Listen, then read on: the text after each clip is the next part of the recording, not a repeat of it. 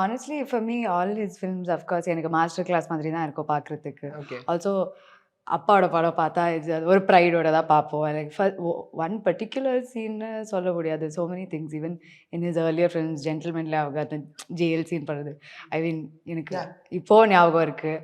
And ஜெனரலாக ஒன்னாலே also ஒரு love சீனை எப்படி ஸ்டேஜ் பண்ணுறது அவங்களோடது 3 பீப்புளை வச்சுட்டு all of those kind of things. But yeah அது மாதிரி நீங்க ஏதாவது பிளான் பண்ணீங்களா உங்களோட ஒர்க்ஸ்ல ஏதாச்சும்? அவரோட ட்ரேட்மார்க் ஒரு ஐயோ அவ்வளோ ப்ளஷர் நான் லைஃப்ல எடுக்க மாட்டேன். ஏன்னா அவர் பண்ணுறது அவர் கரெக்டாக பண்ணுவார். I think maybe one thing is that அவங்களோட படத்துல எல்லாம் வர கலர்ஸ் நான் இனி வரைக்கும் பார்த்தது இல்லை. லைக் ஐ ஜஸ்ட் ஃபீல் அவர் எப்படி டிஐ இல்லாமல் லைக் அந்த இப்போ நாங்கள் பண்ணுற அளவுக்கு அந்த டைமில் இருக்காது technology. But the way that he would shoot and அவங்க காஸ்டியூம்ஸ் வரைக்கும் ஈவன் பேக்ரவுண்ட் ஆர்ட் எல்லாமே ரொம்ப யோசிச்சு பண்ணுறது. தட் வாஸ் இன்னி வரைக்கும் ஐ திங்க் தட் என் படம்ல கலர்ஸ் எல்லாம் பியூட்டிஃபுல்லாக இருக்கணும்.